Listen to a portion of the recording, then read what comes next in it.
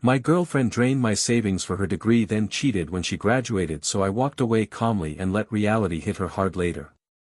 I'm a 27-year-old guy, and for most of my relationship, I genuinely believed love meant stepping up when someone you cared about was struggling, even if it hurt a little. Maybe especially if it hurt a little. I was raised on the idea that real commitment showed up quietly, without keeping score. So when I met her, stressed and overwhelmed, something in me locked into place like, this is where I'm needed. We met when she was still in school, working part-time and constantly anxious about tuition deadlines. She'd sit across from me at cheap cafes, fingers wrapped around chipped mugs, talking fast about student debt like it was a countdown clock hanging over her head. I don't want to start life buried, she told me once, eyes glossy. I just need to get through this. I remember nodding, already doing mental math I hadn't agreed to yet. She talked about her degree like it was a bridge we were building together. Our future. Our stability. Once I graduate, she'd say, squeezing my hand, everything changes. We'll finally breathe. Those words did a lot of work on me. They made the long nights feel purposeful. They made sacrifice feel romantic. At first, it was small things. Helping with a textbook. Covering groceries when her paycheck ran short. Then rent gaps. Fees she didn't expect. Emergencies that always seemed to land a few days before my payday. Each time, I told myself it was temporary. Each time, I dipped into my savings a little deeper, promising myself I'd rebuild it later. I didn't feel taken advantage of. I felt useful. Proud, even. Like I was doing love the right way, quietly, reliably, without conditions. I remember lying awake some nights, exhausted but weirdly satisfied, thinking I was investing in something solid. In us. I had no idea I was also training myself to ignore the weight I was carrying, and how easily it was becoming invisible. At some point, I stopped remembering when helping became normal, and that's what scares me now. It didn't happen in a dramatic way. There was no conversation where we agreed I'd be the safety net. It just shifted. One month I was helping out, and the next, I was expected to. She stopped asking the way she used to. Early on, she'd hesitate, apologize, promise she hated needing help. Later, it was just statements. Rent's short this month. My card got declined, can you grab it? I'll pay you back once I'm working full-time. Each sentence landed with the quiet assumption that of course I would. And I did. Every time. I remember one night in our apartment, the air stale with leftover takeout, when I mentioned I was getting a little nervous about my savings. I tried to keep it light. Casual. She sighed like I'd inconvenienced her. Why are you stressing, she said. This is what couples do. You believe in me, right? The question wasn't really a question. It was a test. And I failed it by backing down. My own plans slowly disappeared. Trips I wanted to take turned into, maybe next year. Investing in myself felt selfish when she was so close to graduating. Every time I hesitated, she reminded me how much pressure she was under. How scared she was. How I was the only one she could rely on. I didn't want to be another person who let her down. What messed with me the most was how reasonable it all sounded. She wasn't cruel. She wasn't yelling. She just assumed. And I kept filling the gaps because I thought love meant consistency, even when it drained you. By the time I realized I hadn't checked my savings account in months, I was already too deep to question it without feeling like the villain. And that's when I understood something had changed, even if I couldn't admit it yet. The first warning signs didn't come with explosions or accusations. They came quietly, disguised as stress, ambition, and just a phase. That's what I told myself, anyway. That if I just stayed steady, everything would smooth out once the pressure was gone. She stopped saying thank you. Not all at once, just enough that I noticed when it was missing. When I paid for things now, it was met with a distracted or a quick nod, her eyes already back on her phone. I told myself gratitude wasn't the point. Love wasn't a transaction. But it still stung in a way I didn't want to name. Her world started expanding in directions I wasn't invited into. Networking events. Study groups that turned into late nights. New friends I never met but heard about constantly.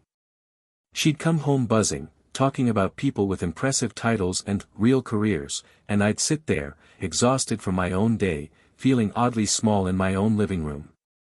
One night, I questioned a charge on her card, something expensive and completely unnecessary. She snapped. Not loud, but sharp. "Do you really want to argue about money right now?" she said. "I have enough on my plate." The room went cold after that. I apologized, even though I wasn't sure what for. The silence felt like punishment. I started noticing how often my stress was minimized. If I mentioned being tired or worried, she'd roll her eyes and remind me that her future was on the line. "Once I graduate, all of this will be worth it," she said, like a mantra. Like a promise I wasn't allowed to doubt. My gut twisted more often than I liked, but I ignored it. I told myself this was what supporting someone looked like. That real partners didn't keep score.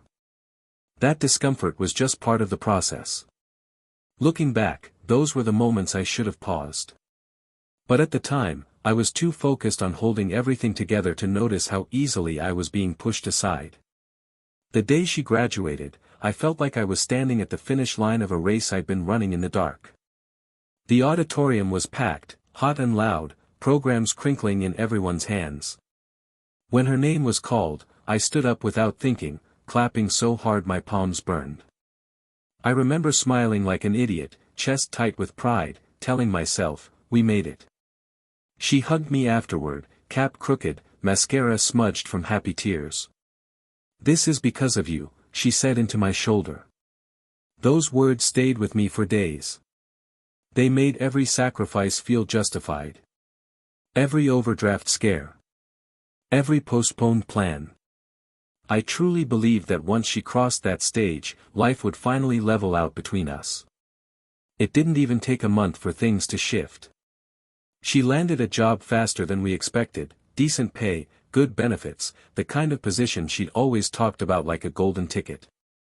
I assumed this was the part where the pressure eased. Where I could breathe again. Where we'd finally feel like a team instead of a lifeline. Instead, she started talking differently. About independence. About needing space to figure out who she was now. She bought new clothes for work without blinking at the price tags, upgraded her phone, started going out more. When I joked about finally rebuilding my savings, she laughed like I'd told a bad joke. "Relax," she said. "I just got my footing." What hurt was how quickly I went from being essential to being background noise. The stress that once justified everything vanished, and with it, the gratitude. I was still recovering financially, still carrying the weight of years of support, while she acted like she'd just stepped into a brand new life. One night, watching her get ready to go out, confident, glowing, distant, I felt something crack. The future I'd pictured didn't look the same anymore. And for the first time, a thought crept in that scared me more than being broke. What if graduating wasn't the finish line, but the moment she realized she didn't need me anymore? After graduation, the space between us didn't announce itself. It seeped in slowly, like cold air through a cracked window you pretend not to feel. She was home less. When she was around, her attention felt divided, half with me, half somewhere else I couldn't see. Her phone was always face down now. Always on silent. I tried to talk about it once, carefully, like stepping on thin ice. "You feel far lately," I said, keeping my voice calm. She sighed, long and tired, like I'd just added another problem to her day. "You're overthinking," she replied. "I finally have a career. Can you not make this about us right now?" The words landed harder than she probably meant them to, but she didn't take them back. She started framing my concerns as insecurity. If I asked why she was out so late, I was controlling. If I mentioned how drained I still felt financially, she reminded me I chose to help her. "I never forced you," she said once, flatly. That sentence replayed in my head for weeks. What hurt the most was how easily my role was being rewritten. The years of support became footnotes. Background details. I was no longer her partner in survival, I was a reminder of a version of herself she was done being. She talked about her coworkers constantly, laughing at jokes I wasn't part of, referencing conversations I never heard. Some nights, lying next to her, I felt more alone than I had when I was single. Her body was there, warm and familiar, but her mind felt locked somewhere else. I kept telling myself it was just an adjustment period. That once things settled, we'd find our rhythm again. But deep down, I knew something was slipping away from me. And I didn't yet understand how close I was to losing more than just the relationship. I didn't find out the way people warn you about, no lipstick on collars, no dramatic confessions. It was quiet. Accidental. Almost cruel in how ordinary it was. I was using her laptop one evening to print a document when a message popped up in the corner of the screen. A name I didn't recognize. A sentence I couldn't misread. "Last night was amazing. When can I see you again?" My chest went hollow before my mind could catch up. I stared at the screen, frozen, like if I didn't move, the words might rearrange themselves into something harmless. They didn't. I clicked. I shouldn't have, but I did. The thread was long. Familiar. Intimate in a way that made my skin crawl. When I confronted her, there was no panic. No tears. She looked annoyed more than guilty. "I was going to tell you," she said, arms crossed. I just didn't know how. The guy was from her new job, older, confident, already established. Someone who fit neatly into the life she was building now. She didn't call it cheating. She called it growth. Said she'd outgrown the relationship. That being with me felt like staying in the past. When I brought up everything I'd sacrificed, she shrugged. "That was your choice," she said. "You don't get to hold it over me." Something inside me went numb. Not rage. Not tears. Just a heavy, sinking quiet. I realized in that moment that she wasn't sorry, not really. She was relieved. Relieved she didn't have to pretend anymore. And standing there, listening to her explain away years of my life, I felt the ground disappear beneath me, even though I hadn't hit bottom yet.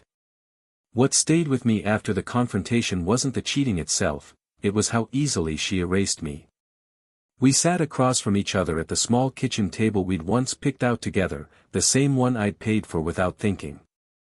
The overhead light buzzed faintly, casting harsh shadows, and she spoke like she was explaining a simple misunderstanding. "You act like I owe you something," she said, shaking her head. "I never asked you to save me." Her words were calm, almost rehearsed. She listed everything she'd accomplished, every late night she'd studied, every choice she'd made, alone. I watched her rewrite our history in real time, turning my support into coincidence. When I reminded her of the rent, the tuition gaps, the emergencies, she rolled her eyes. "That's what partners do," she said. "You don't get a medal for it." I felt small then. Embarrassed for even bringing it up. Like wanting acknowledgement was somehow greedy. She told me the new guy understood her drive better. That being with me made her feel guilty, like she was being held back by gratitude. That sentence hurt more than anything else. I wasn't a partner anymore, I was a weight she'd finally dropped. By the end of the conversation, it was clear she was already gone emotionally. The cheating wasn't a mistake, it was an exit strategy. And I was the only one still standing in the wreckage, trying to figure out when I'd become disposable. I didn't argue. I didn't beg. I just listened, feeling something in me shut down quietly. Because once someone convinces themselves you were never essential, there's nothing left to fight for. I left a few days later with a single bag and a numb kind of calm that scared me more than anger would have. No dramatic goodbye. No slammed doors. Just silence. The apartment felt colder without her things, like the air itself had moved on before I did. That night, alone in my new place, I finally opened my banking app and really looked. The numbers made my stomach drop. Years of savings, gone. Not mismanaged. Not invested. Just spent, one quiet transfer at a time, on someone who'd already replaced me. The anger came in waves after that.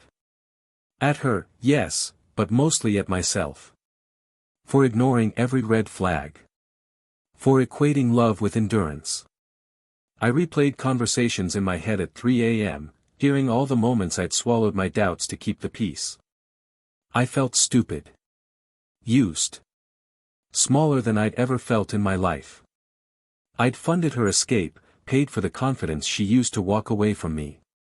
Some mornings, I couldn't even get out of bed. The silence was heavy, pressing in on my chest. That was my lowest point, not the betrayal, but the realization that I'd erased myself trying to be indispensable. Sitting on the floor of an empty room, surrounded by unpacked boxes, I understood something brutal. I hadn't just lost her. I'd lost years of myself. And I had no idea how to start getting them back. Everyone expected me to explode. Friends hinted at messages I should send, things I should expose, ways I could make sure she felt it. For a few days, I considered all of it. I drafted texts I never sent. I imagined confrontations that ended with her crying, finally understanding what she'd done to me. But every time I pictured it, I felt tired instead of satisfied. The truth was, I didn't want to argue my worth to someone who'd already rewritten me as optional. I didn't want to beg for accountability from someone who decided I was a chapter she'd outgrown. So I did the one thing she clearly didn't expect, I went silent. I blocked her number. Unfollowed her everywhere. I stopped asking mutual friends for updates and told them I didn't want to hear her name anymore. That part was harder than I thought. Cutting contact felt like stepping off a cliff without knowing if there was ground below me. The silence was brutal at first. Without the chaos, all I had left was myself, and I didn't like how empty I felt. I started rebuilding slowly, painfully. Extra shifts. Strict budgeting. Saying no for the first time in years. Every dollar I saved felt like reclaiming a piece of myself she never earned. Some nights, I wondered if she even noticed I was gone. If my absence registered at all. But then I realized something uncomfortable: revenge would have kept me tied to her. Silence set me free. I wasn't healing yet. Not really. But for the first time since we met, my energy wasn't being siphoned into someone else's future. It was staying with me. And that scared me almost as much as it empowered me, because now, there was no one else to blame for what came next. I didn't hear about her life right away. Months passed before her name resurfaced, dropped casually into conversation by someone who didn't know how much weight it carried. "Hey," a friend said, hesitant, "I ran into your ex the other day." Apparently, things hadn't unfolded the way she'd imagined. The new relationship didn't last. The guy from work, confident, established, wasn't interested in being anyone's safety net. When rent increased, when loan payments kicked in, when the reality of adult expenses piled up, he checked out. Independence looked different when there was no one quietly covering the gaps. I learned she'd moved into a smaller place. That she complained about money now. That she joked about how hard adulthood hit, like it was some unexpected prank. Hearing it didn't bring the rush I thought it would. No triumph. No satisfaction. Just a strange sense of distance. What surprised me most was how little I felt. I didn't gloat. I didn't ache. I just noticed. Like watching a storm pass somewhere far away. The chaos she once carried no longer reached me. For the first time, I understood something clearly: consequences don't always arrive with drama.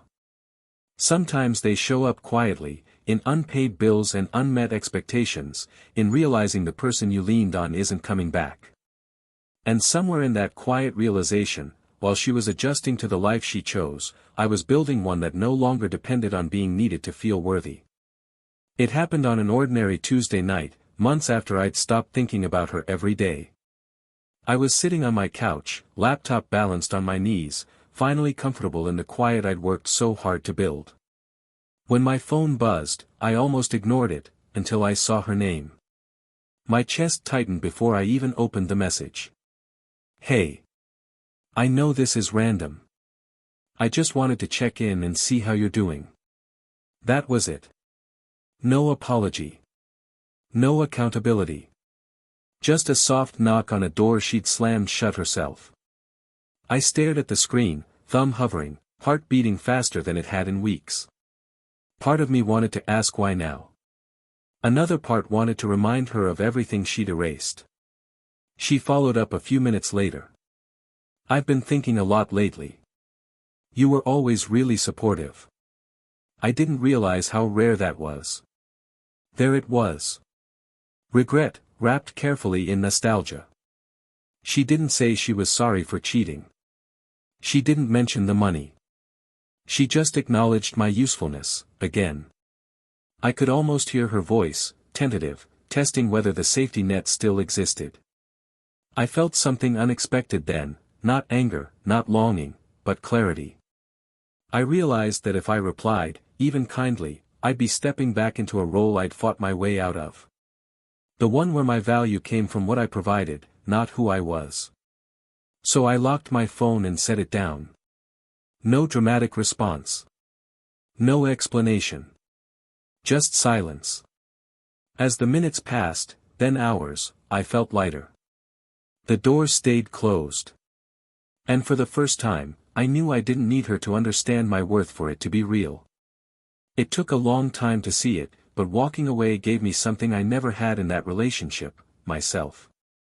Rebuilding my savings was slow and unglamorous, but every deposit felt like a quiet act of self-respect. I stopped equating love with depletion. I stopped confusing loyalty with self-erasure. I learned that sacrifice without boundaries isn't devotion, it's an invitation to be used. That lesson hurt, but it stayed. It changed how I moved through the world. How I said no. How I listened to my gut instead of silencing it for someone else's comfort. I thought revenge would look like confrontation or karma playing out loudly in front of me. Instead, it came quietly. In her unanswered message. In the fact that she had to face adulthood without the cushion I once provided. In knowing she felt the absence of something she assumed would always be there. As for me, I didn't need to be needed anymore to feel whole. I didn't need someone else's success to justify my suffering.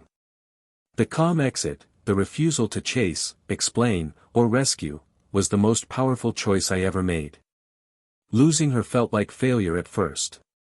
Now I see it as the cost of waking up. Because the truth is, I didn't just walk away from her. I walked back to myself, and I never went broke again trying to prove I was worthy of love.